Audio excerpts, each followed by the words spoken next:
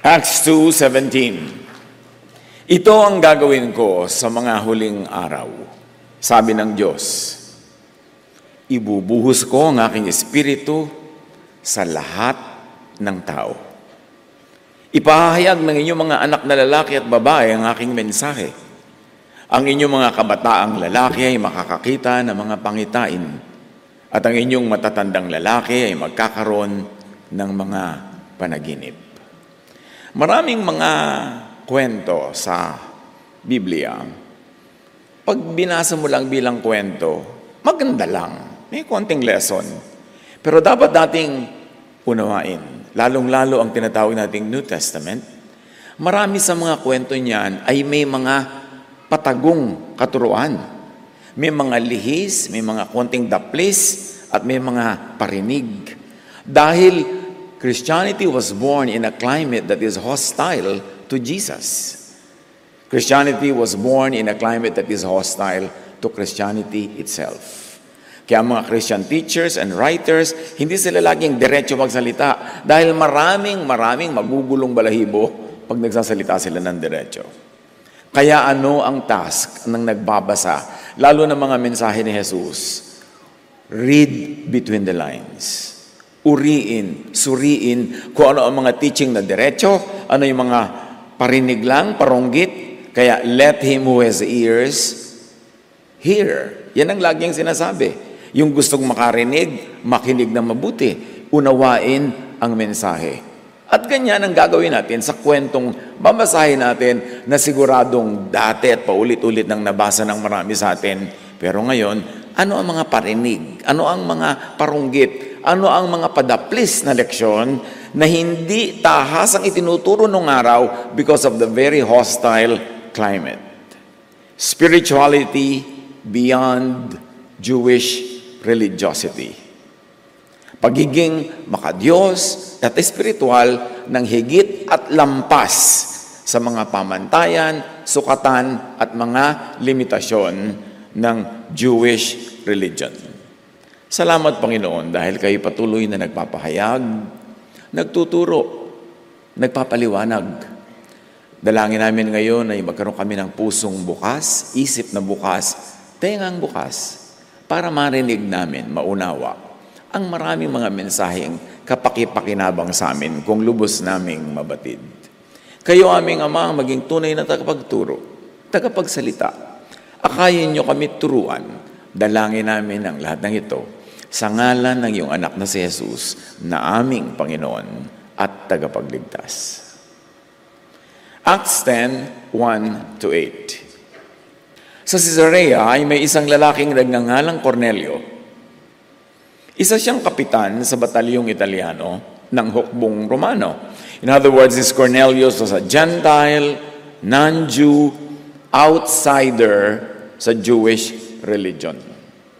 Sa simula pa lang ng pagpapakilala sa kanya, kung siya'y titingnan natin from the Jewish lenses, from the points of view of the Israelites, hindi mapagpapala ang lalaking ito at hindi siya dadaluyan ng pagpapala tungo sa iba dahil ganun ang limitasyon ng kanilang mga paniniwala. Subalit makikita natin kung anong pagpapala ang ibibigay ng Diyos kay Cornelio at padadaanin niya sa kanya patungo sa marami. Si Cornelio ay isang taong sumasamba at may takot sa Diyos. Gayon din ang kanyang buong pamilya. Siya ay matulungin sa mga dukha at laging nananalangin sa Diyos. Tingnan natin anong in between the line message dito. Di ba si Jesus maraming paronggit sa mga religious leaders na hindi matulungin sa mga dukha. Kaya sa pagtuturo nga niya ng isang taong mabuti, mabait, yung good Samaritan pa, ang ganyang ginawang example. Kabaligtaran ng mga teachers of the law, ng mga Pharisees, ng mga religious leaders ng Israel. At ito daw si Cornelio ay laging nananalangin sa Diyos. Ang mga Israelites ay lagi ring nananalangin, pero ang tanong, kanino? Kaya, sino at bakit tinutukoy pa ditong lagi si Cornelio na nananalangin sa Diyos? This is outside the temple, outside the synagogue. Therefore, ang prayer life nitong si Cornelius was outside Jewish religiosity, and his spiritual life was outside Jewish sacrifices and rituals. mayroong high religion outside of Jewishness. Immediately, that is a very clear message, though not directly given. There is great godliness outside and beyond the Jewish religion and scriptures.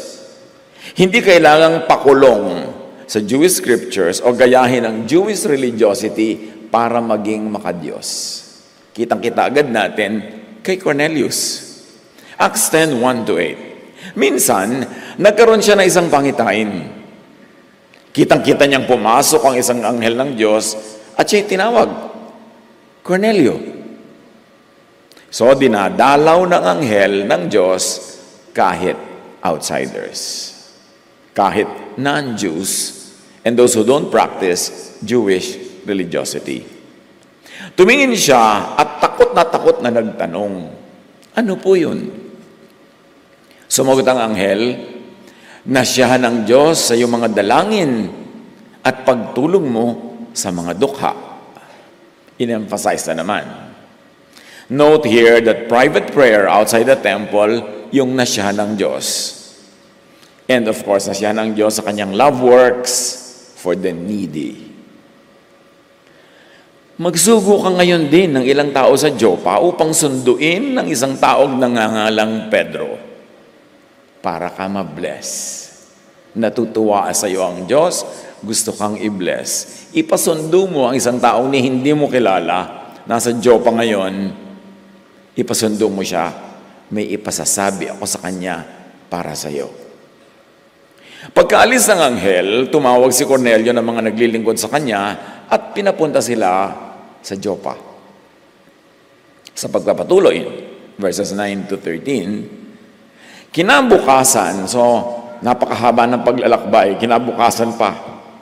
Kinabukasan, samantalang naglalakbay at malapit na sa Joppa ang mga inutusan ni Cornelio, si Pedro na may umakyat sa bubungan upang manalangin. So tulad ni Cornelio, nananalangin din siya. There is parallelism here.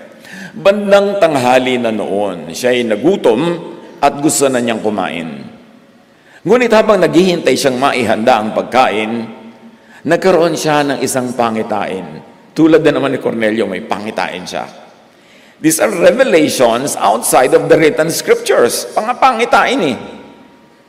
Nabuksan ang langit at nakita niyang ibinababa sa lupa ang isang parang malaking kumot na nakabitin sa 4 na sulok.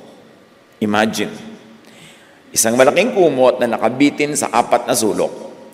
Naroon sa kumot ang lahat ng uri ng hayop. Mga lumalakad, gumagapang at lumilipad. In other words, mga bawal kainin ayon sa Jewish law. May symbolism to, malaki. Narinig niya ang isang tinig, Pedro, tumindig ka, magkatay ka at kumain ng bawal kainin according to the Jewish scriptures. The essence of the command and the teaching is, go out of your Jewish scriptures. Kaya kung sa imagination ng maraming artist, parang ganito yung itsura ng kumot na yan, na nakabitin sa 4 na sulok at ang dami-daming lamang hayop na hindi naman kinakain ng mga Hudyo at mahigpit na ipinagmabawal ng Jewish scriptures. Tapos sabi ng boses from heaven, kumain ka, kainin mo silang lahat. Acts 10:14-16, ngunit sumagot si Pedro, hindi ko po magagawa yan, Panginoon. Kailan may hindi ako kumain ng anumang marumi o di karapat dapat kainin according to our scriptures? Hindi ko po kayo masusunod. Sa Jewish leaders po ako submissive. Never mind that you are from heaven. Sa pagpipilit sumunod sa Jewish scriptures, ayaw sumunod, pipiliin pang sumuway sa kataas-taasang Diyos na si El Elyon. Sabi niya, hindi ko po kayo masusunod. Bawal sa aming religion yan. Patuloy na pipiliin ang slavery to the Jewish law instead of freedom from the Jewish law. Katulad din ng maraming present-day Pharisees, yung tinatawag nating present-day Christianity, salad of law and grace. Pero kadalasan, pag talagang truth on the ground, ang iiral law above grace. At sa napakaraming tinatawag na Christian churches ngayon, mga kapatid, yan din ang dilemma. Yan yung confusion. Law ba talaga o grace? At pag nagkaroon ng conflict, malamang na malamang ang iiral law. Parusa. Pagpupwera, papagalitan ka, parurusahan ka. Parang walang grace na itinuro si Jesus. At bakit natin ito dinidiscuss? Kasi yan ang essence ng kwento. Peter, though he was already a believer in Jesus, was still steeped in Jewish tradition. Dahil lumaki siya doon, nakababad siya doon, automatically, ang fallback niya, laging Jewish law. Kaya nung yung tinig ng Ama sa Langit ay kumausap sa kanya, sabi niya, hindi ko po kayo masusunod, bawal po yan sa Jewish law. Acts 10:14-16, sa pagpapatuloy, muli niyang narinig ang tinig, huwag mong ituring na marumi ang nilinis na ng Diyos. So may nangyari. Yung dating itinuturing nilang marumi, sinasabi na ngayon ng Diyos, malinis yan. Makinig ka sa akin, hindi yan bawal.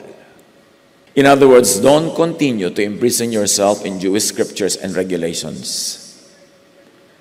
Be free from Jewish religious and dietary law.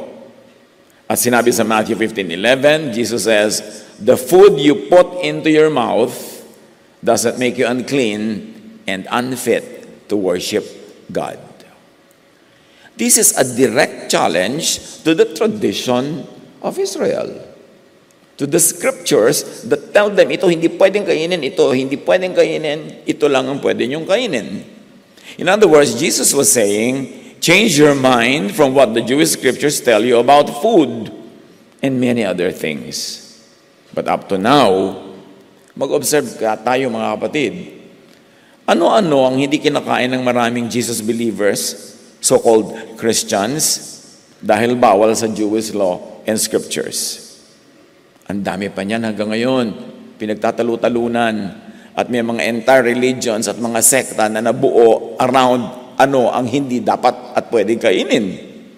Parang hindi nangyari si Jesus.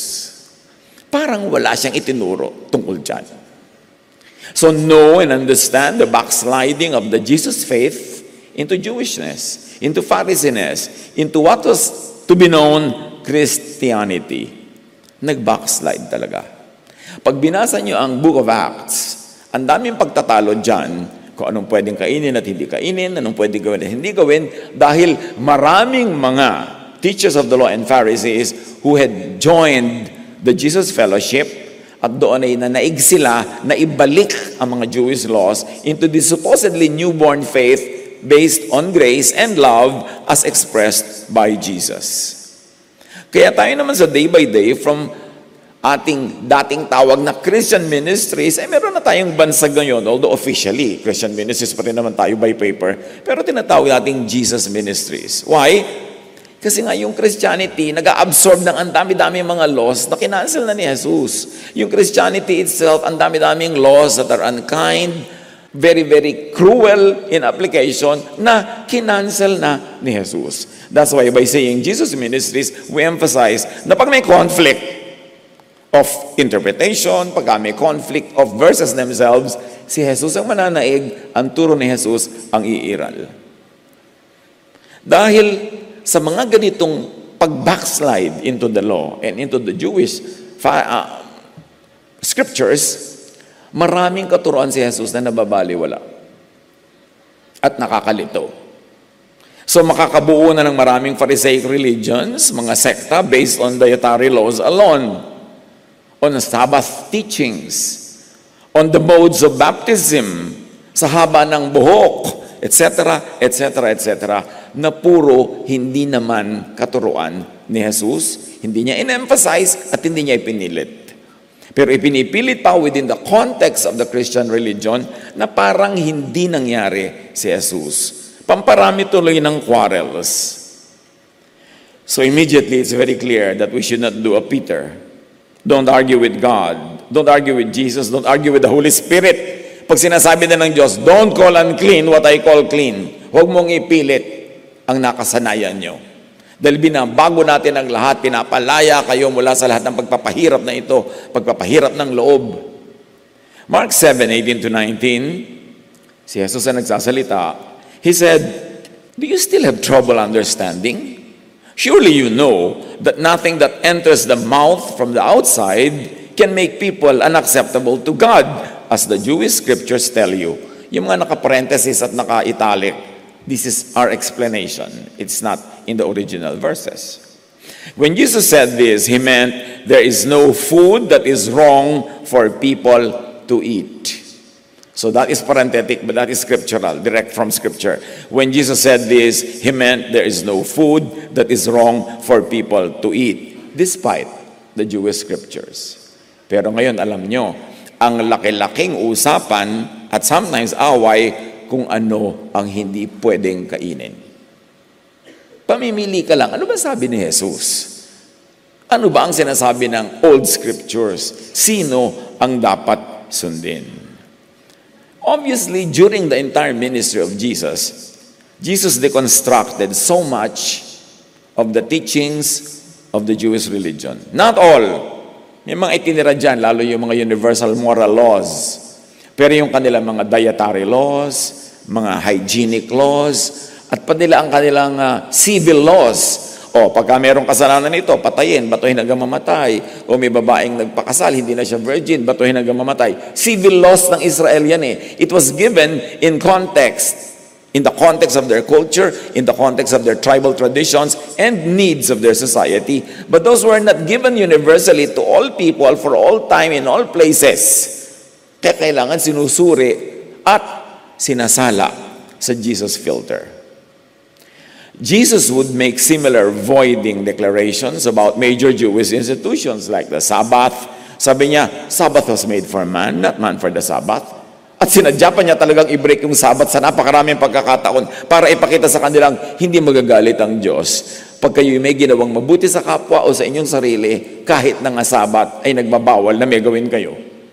Jesus made similar voidings about the temple. Sabi niya, that temple will be destroyed. That one stone will be left on top of another. So kitang-kita niya yung sentiment ni Jesus about the temple and the sacrifices happening there. Tapos marami ngayon na naman na maka-Jewish Christians, ang goal, buuin muli ang temple part 3. So sinasalungat ang teaching at kalooban ni Jesus dahil ginigiit ang Jewishness.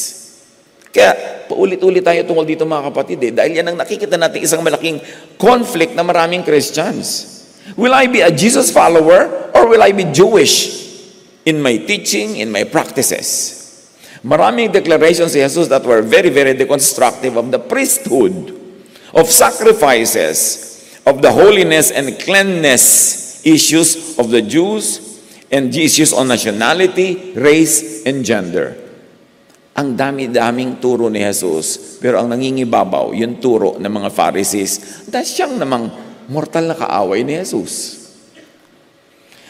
Sa pagbabalik sa Acts 10:14-16, kay Cornelio at kay Peter, muli niyang narinig ang tinig, huwag mong ituring na marumi ang nilinis na ng Diyos. 3 ulit na nangyari ito. So sure na totoong nangyari. At pagkatapos ay kaagad iniakyat sa langit ang kumot na yon. To be repetitious but emphatic, Jewish law prohibits such a diet. But the Most High God, Elyon, had set people free from such law. Do not place the Jewish scriptures and law above God's command, and if we will add, about God's recent command. Yung mga corrections done by God through Jesus, dapat pakinggan. Kaya nga ipinadala si Jesus. Let us not behave as if Jesus did not happen. Pinatay nga si Jesus dapat sa corrections na ginagawa niya sa Jewish religion. Tapos ngayon, Christians, ipagpipilitan yung Jewish teachings na yon na kinorek na nga ni Jesus. Do not continue to be limited and bound by Jewish law that were canceled by Jesus. There were elements of the Jewish law that Jesus promoted. Inulit pa niya. Tinanong siya, what must I do to have eternal life? Sabi niya, Honor your father and mother. Do not commit adultery. Do not steal. Do not murder. Lahat ng mga kabutihang loob na yan na universal para sa lahat ng tao, inulit ni Jesus. Ibig sabihin, hindi naman niya kinansel lahat. Pero, aralin, pansinin, at tandaan yung mga kinansel na niya. At yung mga kinansel niya, not by saying na kinansel niya, but by not repeating them. Dapat sensitive tayo. God set spirituality free from Jewish scriptures and religiosity. Hindi lang sa pamamagitan ng kanilang tradisyon, ng kanilang mga kasulatan, natutuwa ang Diyos at nagtuturo ang Diyos. Ito ang message ng kwentong ito. Jesus reinterpreted, modified, tamed, updated, nullified, destroyed, which means He fulfilled the law, the scriptures, in His own way. Pag ipipilit ng iba, di ba Jesus came to fulfill the law? Ang ibig nila sabihin, literal fulfillment of all the laws na ang linaw-linaw naman na literally kinancel niya. So yung pag-cancel niya sa iba, yung pag-ulit niya at pagdiin sa iba, yun ang fulfillment. Yung pag-update niya, sabi niya, you have heard that it was said, but I'm telling you it is like this. Ito ang interpretation niyo, but I'm telling you it's like this. That's how He fulfilled the scripture. Hindi yung by literally doing every word, every letter in the Jewish scripture and in the law. God gives people the gift of freedom from Jewishness and from Pharisainess through Jesus. This is Christmas. This is the gift of Christmas. Freedom from Jewishness so that you could pursue your spirituality in your own personality, in your own culture, led by the Spirit and taught by Jesus. Kaya mahalaga, pagka Pasko, hindi lang tayo basta kanta lang ng kanta ng mga carols, regaluhan, exchange gift, kwenta ka ng kwenta. Kala ko ba 500 ang regalo, but 490 lang itong natanggap ko. Doon napupunta yung Pasko, nakakalimutan. Bakit nga ba sinilang si Jesus? Para palayain, una ang mga Hudyo, at pangalawa lahat ng tao na kagaya sa mga Hudyo, to be under the law, palayain sila doon para lumuwag ang buhay, gumaan, mapahinga. Kaya sabi ni Jesus, come to me and I'll give you rest. Rest from what? Rest from the Jewish law. Yung pagkahirap-hirap na pagsunod sa mga yan, na wala namang nakakasunod because if you break one, you break all. And by being under the law, you will forever be guilty, afraid. And you will forever be under the power of the religious leaders who act as if they are the custodians and implementers of the law. Freedom, rest, that is the gift of Christmas. At pag hindi natin naintindihan yung teaching ni Jesus, ng Holy Spirit, about submission to some parts of the scriptures and freedom from most of it, hindi natin ma-enjoy yung gift from Jesus. Ephesians 2:14-15, Christ gave His own body to destroy the law of Moses with all its rules and commands. Gaano pa kalinaw ang kailangan natin para palayain ang mga sarili natin? Huwag ipagpilitan. Actually, there are only two forms of Christianities. Pagka iba nagtatalo-talo, mga sekta-sekta, mga kung ano-ano mga doktrina. But there are only two forms of Christianities really. Christianity that is under the law and Christianity that is free from the law as freed by Jesus. Yun lang. Huwag kayong palito sa mga minor issues. Kaya halimbawa, kinukumbida ka ng isang church, dito ka na mag-member, blah, blah, blah, blah, blah, blah. Tatanong mo, teka, under the law ba kayo o under grace? Laba yung umiiral dyan o Pharisainess? Jesusless ba? Dapat clear. Kasi marami lito, magkahalo, magkasama. Kaya hindi mo alam kung kailan magiging gracious, kung kailan magiging legalistic, kailan magiging loving o kailan magiging mapagparusa. Kasi nagpapalipat-lipat para bang namamangka sa dalawang ilog, law and grace. Dapat linawin. Galatians 5:1, it is for freedom that Christ has set us free. Actually, it is freedom from the law. Stand firm then And do not let yourselves be burdened again by a yoke of slavery. Kailangan mapalaya. So filter Jewish law and prophets, even post-Jesus so-called Christian teachings. Filter them all through Jesus and the Holy Spirit. Kasi kahit sa Book of Acts, pag binasa nyo, ang daming backsliding ginawa ang Christians at ang daming Jewish practices ibinalik into the Jesus Fellowship. Maraming naibalik, naisingit, naidagdag na Jewishness to Christianity. Study the Book of Acts. Magsaliksi kayo. Dumali na ang pag-aaral ngayon, nag-google na. Pwede nyo i-YouTube. Although of course, dapat naman meron kayong filter kasi marami rin kengkoy nakaturuan doon. Pero dapat meron kayong pamantayan kung ano yung standard na pwede nyong panghawakan. At marami kayong matutuklasan na itinago ng simbahan for thousands of years. Dapat tuklasin. Kaya dapat mag-Jesus filter yung ating inimbentong salaan na yan. Na lahat ng nakikita nyo sa Jewish scripture, sa Old Testament, salain kay Jesus. Kasi marami na siyang kinancel. Marami na siyang in-upgrade, in-update. At may mga itinuloy din naman. Gusto kong idiin yun, lalo yung mga universal moral laws on goodness. Tapos yung makikita nyo hindi na applicable, kinancel na ni Jesus, ilagay nyo na sa library, sa file. Reference, pamisa-misan, mabuting balikan yan para alam mo, pero hindi na kailangang ipilit and you don't kill or die for these teachings that were already canceled by Jesus. Set yourself free. Acts 10:17-23, balik kay Cornelio. Dumating naman ang mga isinugo ni Cornelio at noon ay nasa may pintuan na sila nang sabihin sa kanya kay Pedro ng Espiritu. Matapos kong sabihin sa iyong kainin mo ang bawal, ito ang next kong sasabihin. Kasi ito yung totoong bawal. Tingnan mo, may 3 lalaki naghahanap sa isa baba. Bumabakat, huwag kang mag-atubiling sumama sa kanila dahil ako ang nagsugo sa kanila. Why the issue? Labag sa Jewish scriptures itong ginagawa at ipinapagawa ng Holy Spirit. Pinapapasok niya sa bahay ng Jew na host ni Peter, yung mga Gentile. Bawal yon. At lalong bawal na sumama siya sa mga yon at pumunta sa bahay ng mga Gentile. Alam niyo yung mga Jew, lalo yung mga napakarelihiyoso, pag ang sikat ng araw ay nakatirik in an angle na ang bahay ng Gentile ay may anino sa kalsada, maglalakad siya ng malayo, paikot, hindi siya tatawid sa anino na yun dahil they don't even want the shadow of a Gentile's house to fall on them. So they will never enter a Gentile's house, much less they will never entertain Gentiles into their own homes.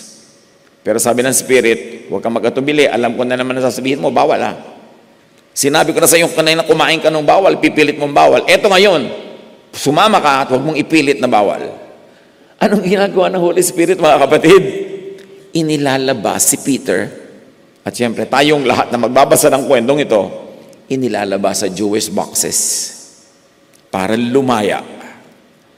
The direct teaching of the Most High God, the Son, Jesus, and the Holy Spirit is above Jewish scriptures.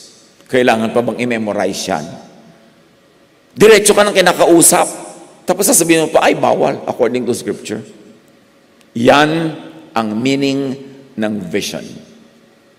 Pag hindi mo yan binasa ng ganyan, kahit pa ulit-ulit mong basahin 1,000 times ang kwento, wala ka magiging pakinabang sa kwentong to. Kainin, gawin mo kahit ang bawal sa, be free from the Jewish scriptures.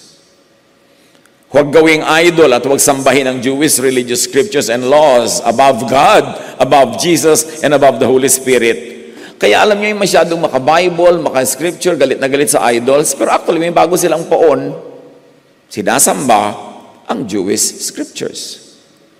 Kung pwede mo na lang iprosesyon ang mga Jewish scriptures, yun ang gagawin ng mga tao. Dahil, sabi ng law, sabi ng scripture, ano ba sabi ni Jesus? Kanino ba tayo talaga makikinig pag may conflict? Kasi meron, huwag nating itanggi na meron, ang dami. Nanaog nga si Pedro at sinabi sa mga tao, ako ang hinahanap nyo? Ano ba ang sadya ninyo? Sumagot ang mga lalaki, pinapunta po kami dito ni Cornelio.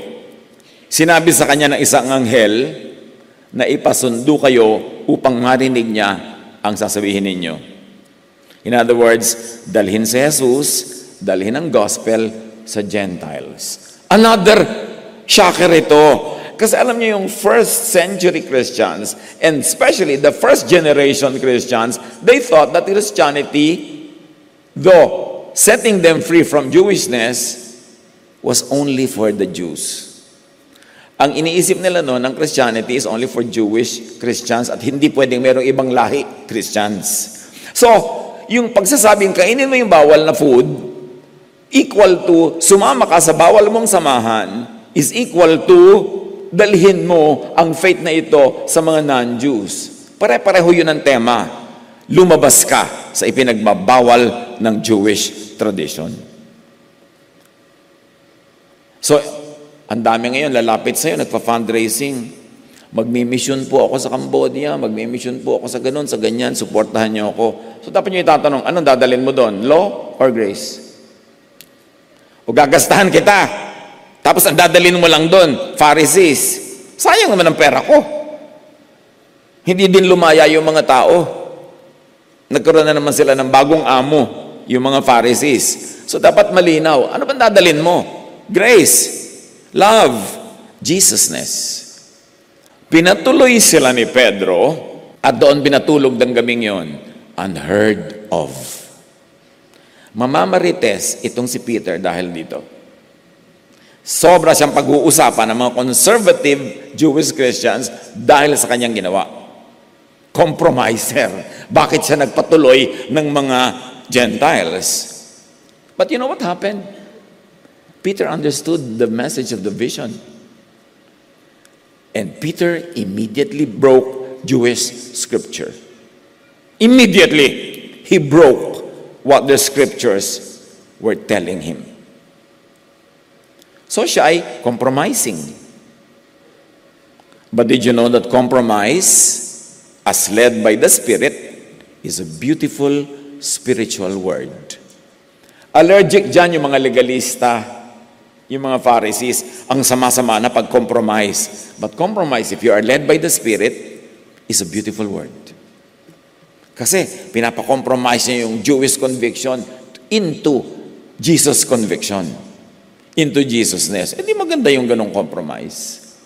Yung pupunta ka sa mga kamag-anak mo, sasabihin sa'yo ng church na sinalihan mo, huwag kang sasali. Huwag kang pupunta sa kanila kasi iba ang religion natin sa kanila. But you compromise because you want to bring Jesus to them. Pero pagbabawalan ka ng mga modern day Pharisees, kasi gusto ka nila solohin. Gusto ka nilang ikulong. Gusto ka nilang angkinin. At gawin ka nila lang. So, ang lesson so far, do not hesitate to compromise the law on grace. You want to be gracious, you have to compromise the law. Kasi hindi pwedeng sabay. Compromise legalism on love. Judgment on forgiveness. Exclusion on inclusion and acceptance. At marami pang iba. Do not hesitate to compromise all the Pharisees for Jesusness. Now, we know that Peter obeys God's unscriptural and unbiblical command. Did you notice that the command of God was unbiblical? Unscriptural. So far as the scriptures that they were talking about were what they had in their hands, the Old Testament. Sobrang kontra sa scripture nila ang sinabi ng Diyos na gawin ni Pedro. Because the Most High God was giving people the new command, the new covenant, in love, not in law. The new law, which is really grace. The new scripture, God was giving the world the new scripture, not carved in stone, but coming directly from the Spirit. Kung lagi kang hahanap ng verse to support what you do, ang dami-dami mong hindi pwedeng gawin. But the Spirit now guides us and tells us. At ito yung message ng kwento. Inilabas ka na sa limitation ng legalism. Makinig sa tinig ng Espiritu. So, we were being given a new scripture written in people's hearts. Kasi, pag ang sinunod mo lang, yung Jewish written scriptures, yung heart mo tells you to be kind, but the scriptures tell you, no, to be just, so to speak, meaning to punish, to hurt, to kill. So, the New Testament levels up the Old. Maraming in-retain the universal moral teachings, pero ang daming cruelty, unkindness, and unloving teachings canceled by Jesus. Kasi ba't pa siya dumating kung wala naman pala siyang babaguhin? Hindi nagsayang lang siya ng buhay at pagod. Pero nag-boost siya ng buhay at pagod kasi may dapat baguhin. At kung tunay kang nananalig kay Jesus, you must take seriously kung ano yung mga binago na ni Jesus at yun na ngayon ang pairalin mo sa iyong buhay. John 8:5-6, the law of Moses, meaning the written law of Moses, commands us to stone to death any such woman. What do you say we should do? Alam niyo yung kwento? A woman was caught in the act of adultery.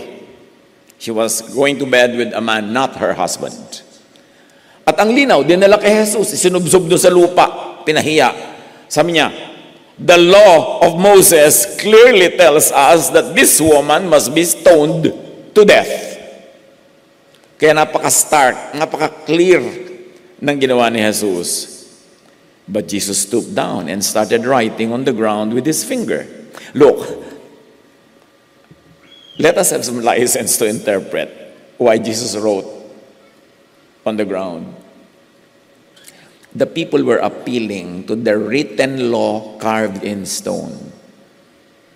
Now Jesus writes on the dust with his finger. In other words, there are two writings that we are compared here. The writings of Moses carved in stone that demanded that this woman be stoned to death.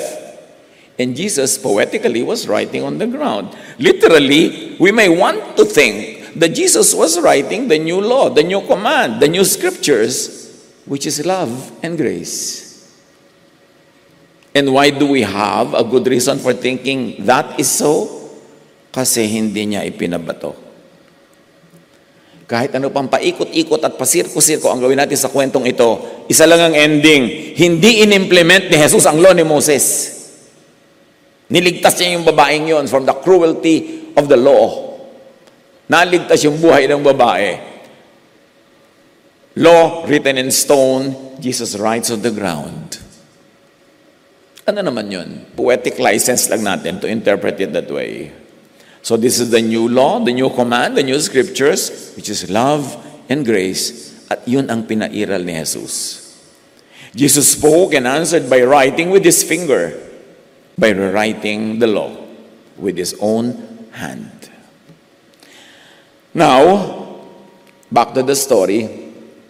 Peter breaks Moses' to obey the new law, Jesus-ness. Hindi pwedeng sabay sundin. Either gracious ka lang or legalistic. Loving ka or vengeful. Hindi pwedeng ilagay ang new wine sa old skin, kailangan new wine in new wineskin. At ano ang new wine? The new teaching of grace and love. Ano yung new wineskin? Your heart.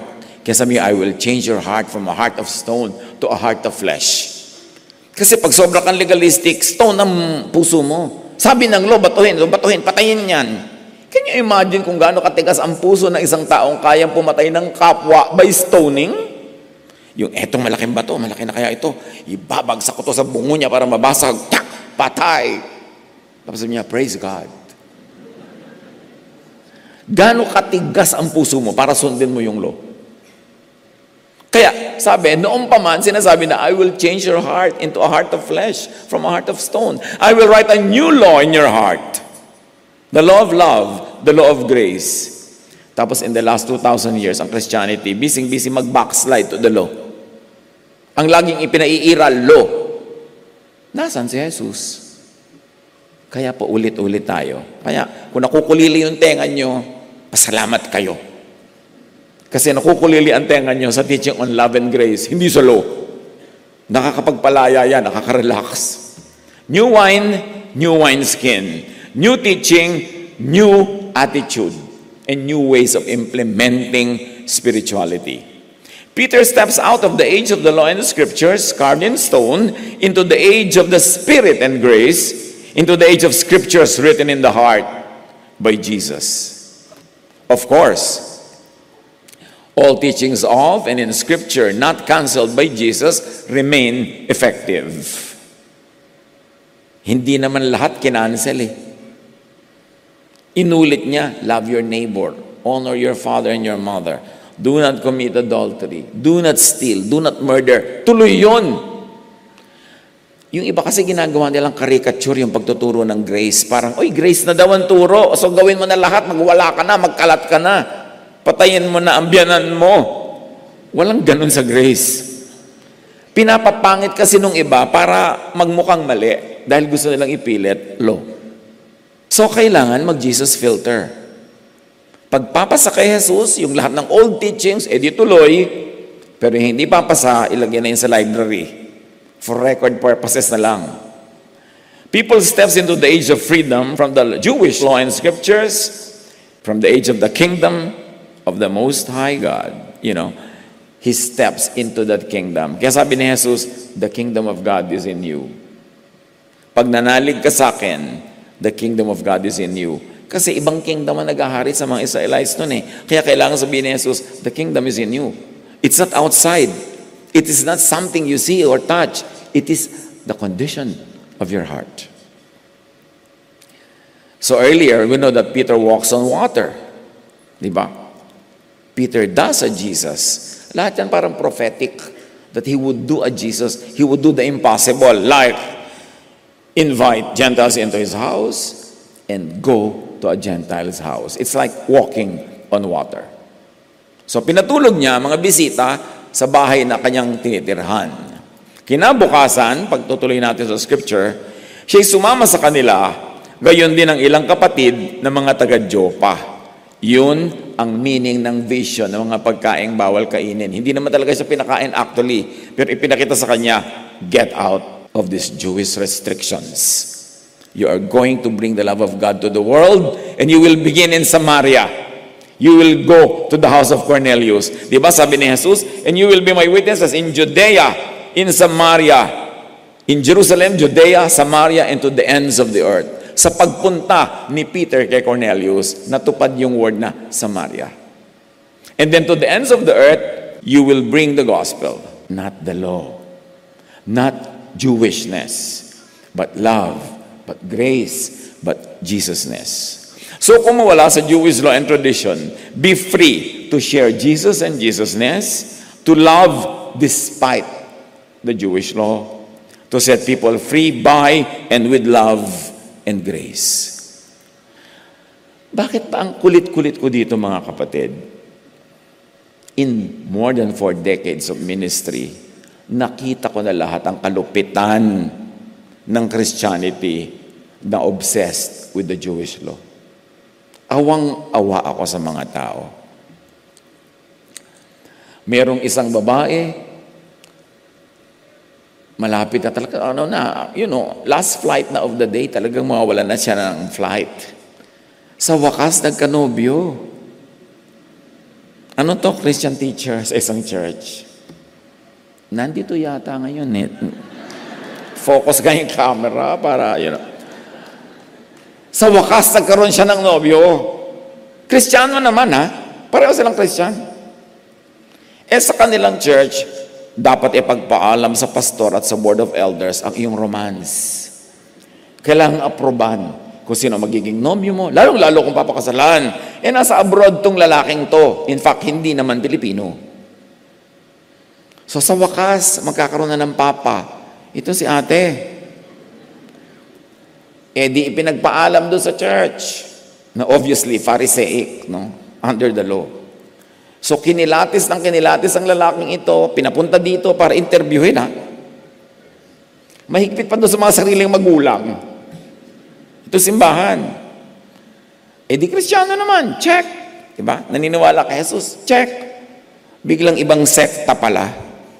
Ibang sekta! X.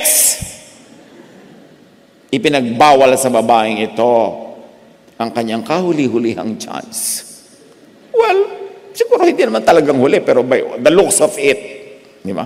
Parang last trip na yan. E di ang pagdurugo ng puso ng babaeng ito, imagine, nagmahala na rin sila kahit man lamang internet. Naibig na siya, tsaka pagka nga hindi nagte-text sa kanya, miss na niya agad. Tapos pinagbabawalan.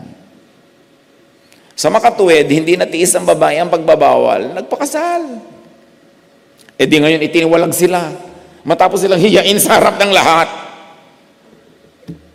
Tapos itinutuwi daw sila, kinokorek. Pero pagkatapos doon, hindi rin naman sila nagtagal, umaris na yun sila dahil makakatagal ka ba nung hiniya ka na sa harap at ibinisto ka na lahat-lahat, tapos hindi, restoration bang tawag doon? Isang kwento lang yan, ang dami pa. Kung gusto nyo, mag-extend tayo. Extra class. Pero, tad-tad, ang dami kong pamangkin, alam nyo yan sa Facebook, I call them all pamangkin. Ang mga ipinagtatapat sa akin, ang mga isineshare ng mga problema sa church, puro pahirap. Puro pahirap. Mga imposible. Kaya gusto nating i-emphasize ang Jesusness. Wala naman tayong particular na tinutukoy o binabangga. Gusto lang nating ituro na si Jesus ibinwis ang buhay niya para palayain ang mga tao. Bakit mo ikukulong na naman? Hindi naman natin binibigyan ng lisensyang magwala ka, magkalat ka, maging mamamatay tao ka. Of course not.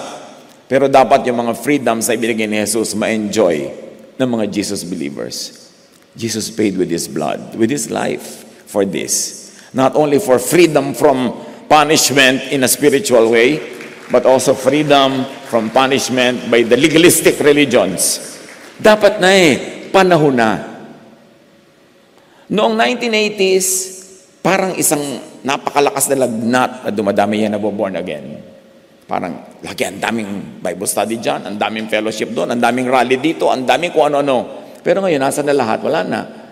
Kung may mangilan-ngilan na nag-organize, sila langaw. Wala na halos dumadalo. Kasi alam niyo kung bakit. Halos 40 taon na rin yung mula noong 1980s na yan. Ang mga tao, nadala naman.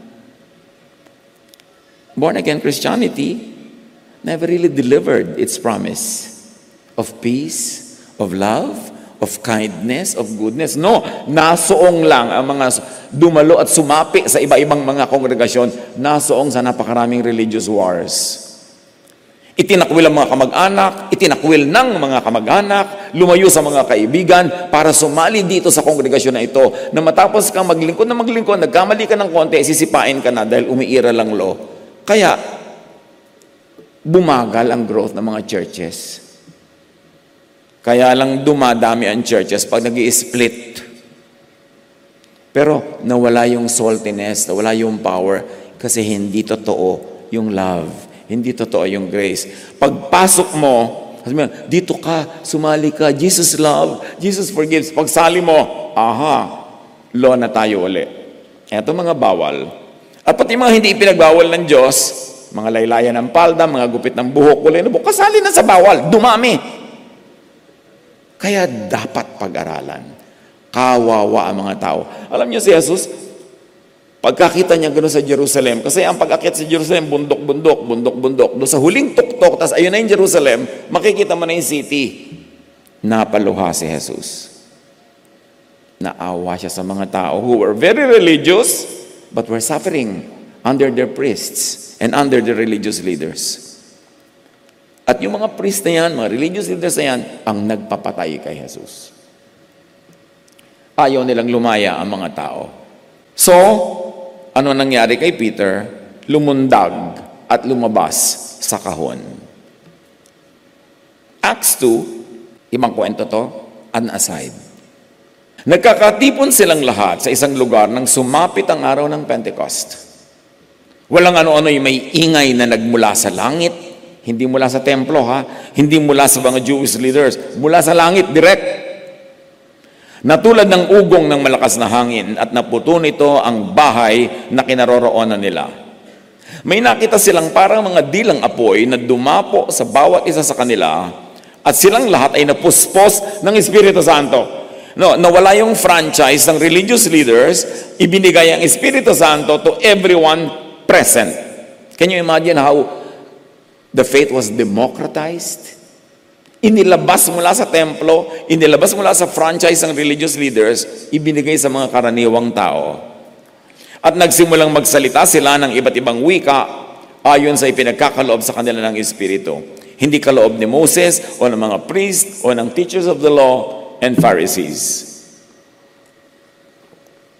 Pentecost was the signal of departure from the confines of Jewish law and scriptures. Imagine may templo, may nagaganap na event, Pentecost, fiesta, pero ang tunay na eksena naganap sa isang private house where the Holy Spirit descended on everyone and gave signs that is uncontestable, clearly galing sa langit. They spoke in languages not recently known to them. At hindi yun mga yung blah blah blah sis bumba language, ay totoong language. Kasi naintindihan ng mga Jews who lived in other countries yung winiwika nitong mga taong ito. Ngayon, may mga debotong Hudyo noon sa Jerusalem na nagmula sa bawat bansa sa buong mundo. Kasi piyesta. Nang marinig nila ang ugong, nagdatingan ng maraming tao, nag-usyoso. Namangha sila, sapagkat nagsasalita ang mga alagad sa wika ng mga nakikinig.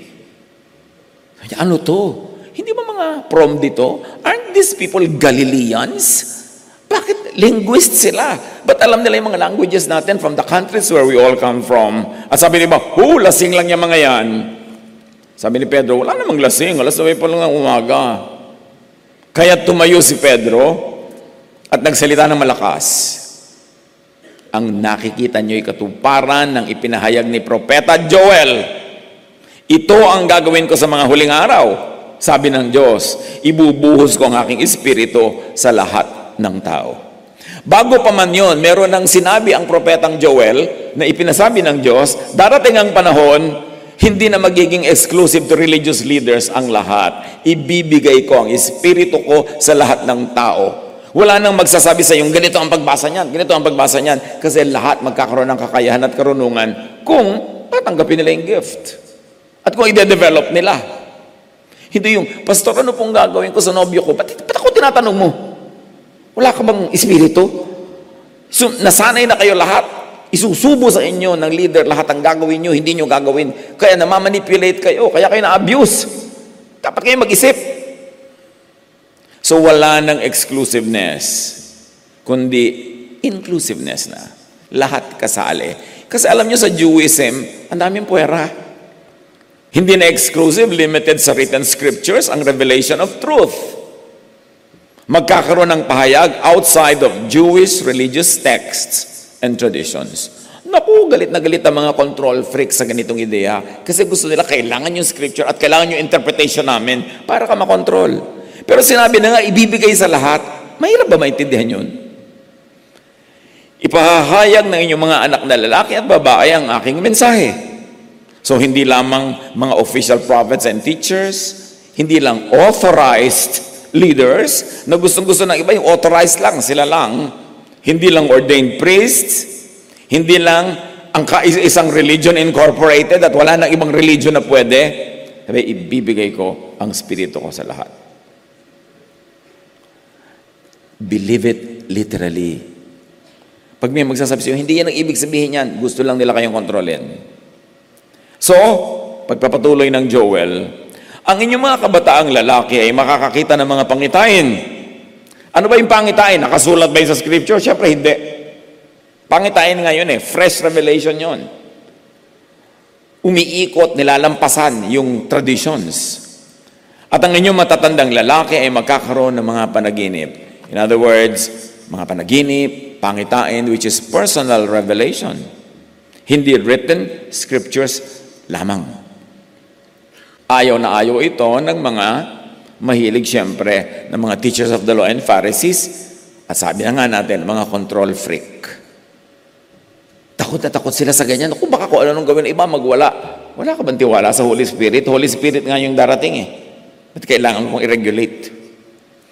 Sa pagpapatuloy ng Joel na sinabi ni Peter, sa panahong iyon, ibubuhos ko rin ang aking espiritu sa aking mga alipin, mga lalaki man, at maging babae. Hindi na sa mga lalaki lamang. Sabi ng Diyos through Joel na sinabi ni Peter, 3 lipat yan ng authority ha. Hindi lang mga lalaki, kundi maging babae. At ipapahayag nila ang aking mensahe. No? Sa New Testament nga, nakakita tayo ng mga iba, binabaligtad na yan eh. Hayo na nila uling payagan yung mga babae. Kasi sabi lang ni Peter, na ang may sabi, Diyos through Joel, mamaya yung mga ibang church leader, bawal uli ang mga babae. Yun ang sinasabi nating backsliding. Yun ang mga sasalain nyo kay Jesus. O sabi ni ganitong teacher, sabi ng teacher, bawal ang mga babae. Ano sabi ni Jesus? Magde-declare ang mga babae, bawal. Hindi ba ang nagturo ng pinakamahalagang doktrina sa lahat? Jesus rose from the dead. Si Magdalena, babae. Kung pinagbawalan mo yung magturo, di dapat hindi nalaman ng mga tao. Through her, and immediately. At ang pagtuturo, hindi sa loob ng templo o synagogue. Tapos, hanggang ngayon, binabawalan pa ng present day Pharisees na mangaral at manguna ang mga babae.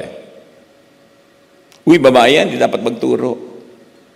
Pwede lang magturo sa children. Ganun. I mean, really may age limit yung gender. Pagka yung lalaking bata, lumaki na, pagkalampas, hindi na pwedeng turuan ng Sunday school teacher na babae. Sino may sabi nun? Invento. Siyempre, may poon verses silang pinangahawakan. Pero ang itanong nyo, yan bang verses yung pinangahawakan salita mismo ni Jesus o sabi ng iba? Kaya doon mahalaga yung Jesus filter. Kaya nga dapat mag-Jesus filter.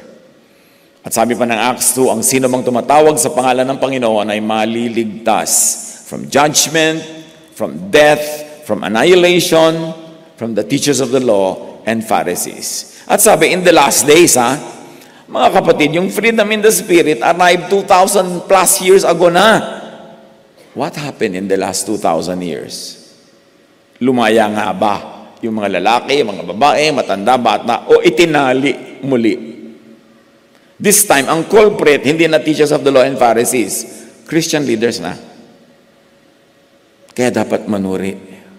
Tapos hanggang ngayon, ang dami pang nakakulong at nakatali sa limited and enslaved by the Jewish laws and scriptures, by the religious establishment, and by the control freaks. Si Jesus, pag inobserve natin si Jesus was not really a very big fan of the Jewish scriptures. Ang dami nga niyang iniba. Ang dami niyang in-upgrade, kinancel. At sa John 10:34, tumugon si Jesus, hindi ba nasusulat sa inyong kasulatan, mga Hudyo, kausap niya mga kalahi, mga Israelite, sabi niya, hindi ba nasusulat sa inyong kasulatan? Hindi natin. Jesus answered them, isn't it written in your scriptures? Jesus answered, it is written in your own law. In other words, nakadistance si Jesus. Pag pinag-uusapan yung scriptures na yan at law, hindi niya in-embrace at nilunok buong buo. Ang dami niyang itinuwid. Hindi niya sinabing, not our scripture or law. Get the cue from Jesus. Kasi ang dami ni Jesus na hindi direct na sinasabi. Kasi nung panahon niya, yung mga sinasabi niya, bawal na bawal sabihin yun hindi pa panahon. Kaya nga kahit siya, Son of the Most High God, Elyon, pag nakikita siya ng mga evil spirit, sasabihin nila, what have you got to do with me? Jesus, Son of the Most High God. Sasabihin ni Jesus, quiet. Be quiet. Hindi matatanggap ng mga religious leaders that I am the Son of the Most High God. Acts 10:24-26. Bumalik na tayo finally sa kwento ni Cornelius. Dumating sila sa Caesarea, doon ay naghihintay na sa kanila si Cornelio, pati ang mga kamag-anak at malalapit na kaibigan na kanyang inanyayahan. Sinalubong ni Cornelio si Pedro. Sinabi niya, alam naman ninyo, na bawal sa isang Hudyo ang makihalubilo o dumalaw sa isang hindi Hudyo. In other words, sabi ni Pedro, bawal tong ginagawa ko Bawal. Pinagbabawal ng scripture. Pero ipinagawa ng Diyos. Subalit ipinakita sa akin ng Diyos na hindi ko dapat ituring na marumi at di karapat dapat pakitunguhan ng sinuman. Kaya sabi niya, ano ngayon? Wala nang ganyang bawal-bawal. Kaya ako narito. I am breaking Jewish law. But I'm obeying God's word and God's instruction. Huwag mag-atubiling mag-break ng Jewish law kung ang paggawa nun ay pagsunod sa turo ni Jesus, sa inuudyok ng Espiritong Banal, sa turo ng Most High God.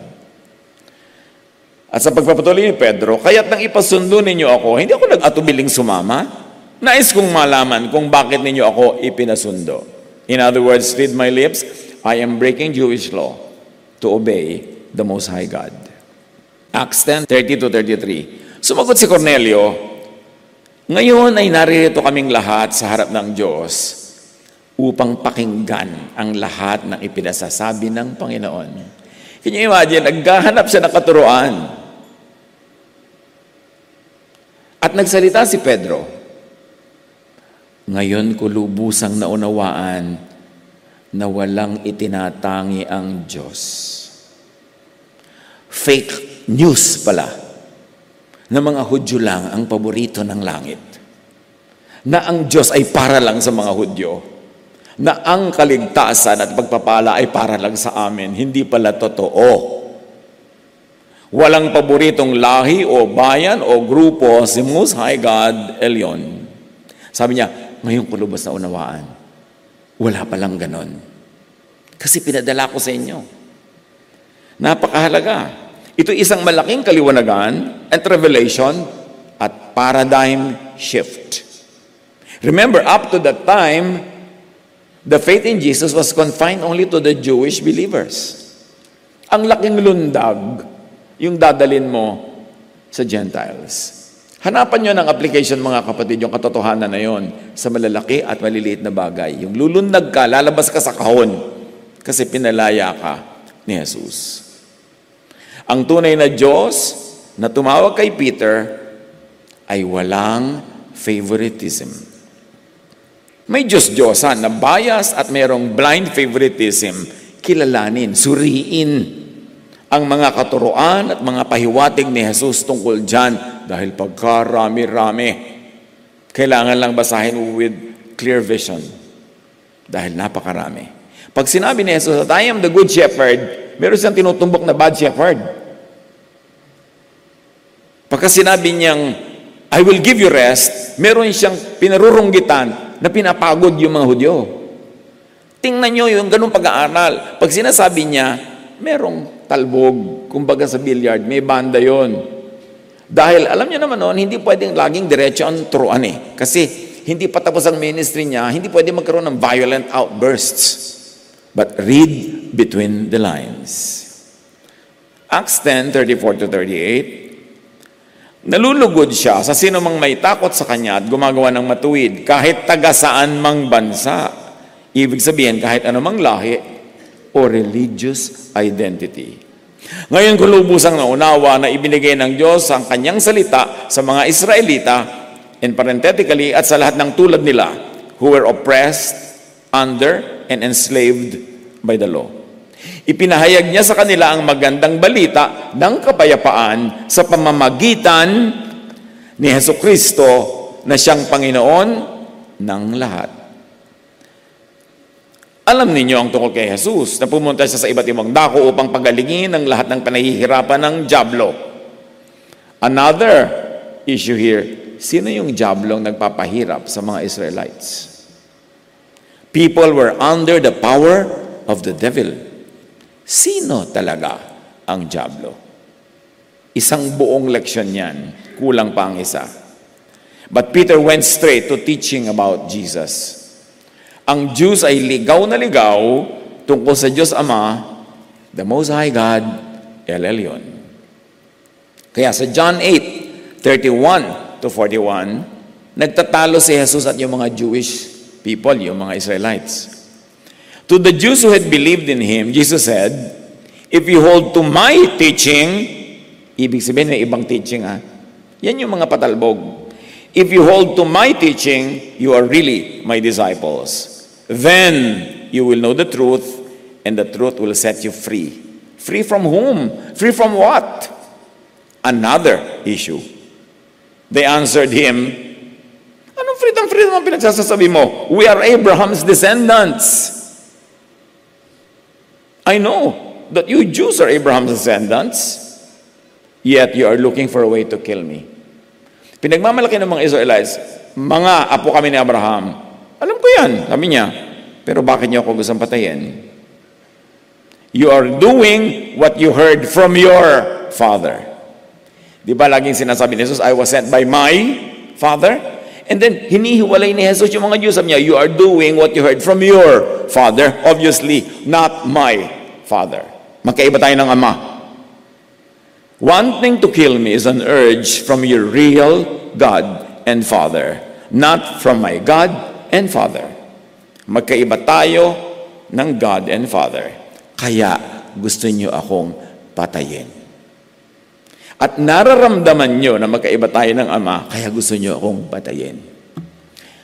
Balik naman ng mga Jew, Abraham is our father.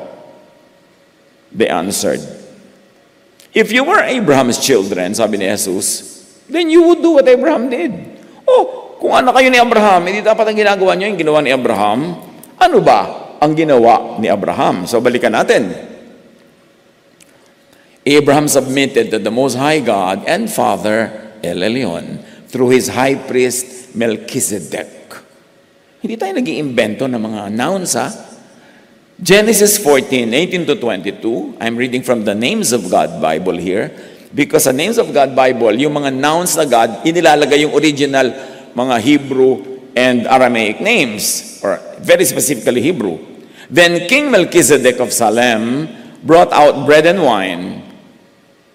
He was a priest of El Elyon. He blessed Abraham and said, blessed is Abraham by El Elyon, maker of heaven and earth. So, sino ang maker of heaven and earth? Hina naman? Yes, hindi nyo laging mababasa yan eh.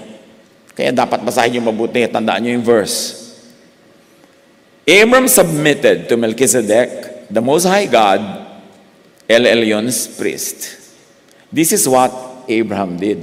Di ba ang ganda ng conversation? Sabi niyo, kung anak kayo ni Abraham, hindi dapat ginagawa niyo yung ginawa ni Abraham. Eh ano bang ginawa ni Abraham? Nag-submit siya kay Melchizedek, the high priest of the Most High God, El Elyon.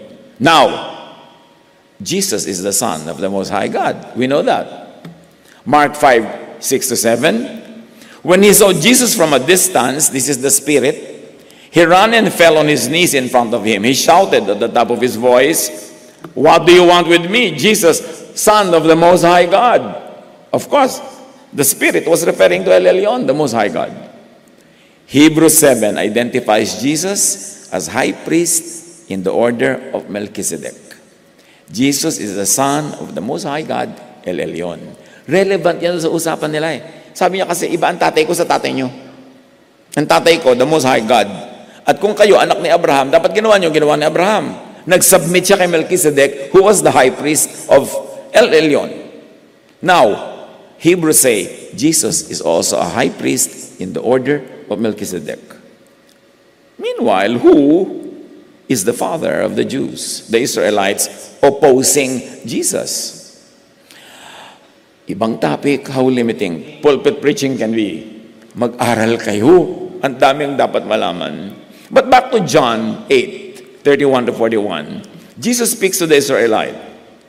Ano pinagsasasabi niyong Abraham is your father? As it is, you are looking for a way to kill me. A man who has told you the truth that I have heard from God.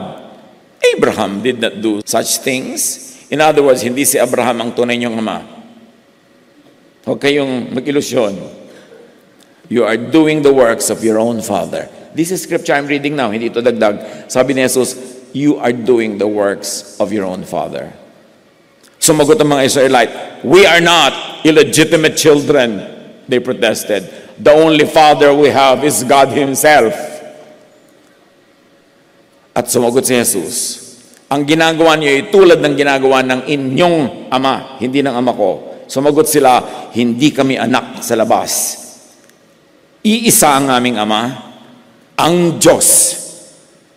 Sinabi ni Jesus, kung talagang ang Diyos ang inyong Ama, inibig sana ninyo ako. Dahil magkapatid tayo. Anak ako ng Diyos, anak kayo ng Diyos, hindi dapat magkapatid tayo, dapat inibig niyo ako. Pero hindi, iba ang ginagawa niyo. Nagagalit kayo sa akin, gusto niyo akong patayin. Sapagkat sa Diyos ako nang galing, kayo hindi. Hindi, ang tunay na Most High God, nama ko, ang inyong Ama. Bakit di ninyo maunawaan ang sinasabi ko? Hindi ba't ito'y dahil sa ayaw ninyong tanggapin ang itinuturo ko? Ayaw ninyong tanggapin, kaya hindi nyo maunawa at ayaw ninyong unawain. Then Jesus drops the bomb. John 8:44, you belong to your father, the devil. Sabi niya, ang diablo ang inyong ama. Hindi ang ama ko, ang ama nyo. Magkalinawan tayo. Ang linaw, basahin niyo uli on your own. Pagbulay-bulayan niyo ang kahulugan niyan. If you think you know who Jesus meant as the devil father of the Jews, then think again. Study, seek for truth, because truth sets free. Mag-Google kayo, may YouTube, madaming available. Basta magsala lang kayo kasi marami ding mga basura teaching dyan. Pero makikita niyo yung sense. And you have the words of Jesus in the Gospels as your basis. Doon yung sukatin kung scriptural. Now, back to Peter, Acts 10:39-43. Siya ang tinutukoy ng mga propeta ng kanilang ipahayag na ang bawat sumasampalataya sa Kanya ay tatanggap ng kapatawaran sa kanilang mga kasalanan sa pamamagitan ng Kanyang pangalan. In other words, hindi through the Jewish scriptures, but through the name of Jesus. Acts 10:44-48. Nagsasalita pa si Pedro na nang bumaba ang Espiritu Santo sa lahat ng mga nakikinig, tulad ng nangyari sa Acts chapter 2 sa Pentecost, which was exclusive to the Jewish Christians, now nangyari sa Gentiles. Namangha ang mga mananampalatayang Hudyo na kasama ni Pedro sapagkat ibinigay din sa mga hentil ang kaloob ng Espiritu. So tama ang sinabi ni Peter, walang itinatangi ang Most High God. Ang ibinigay niya sa Jewish Christians, ibinigay niya sa Gentile believers who were not even Christians at that time. Basta mabait, matulungin at nananawagan sa Diyos Ama sa langit at hindi pa nila nababalik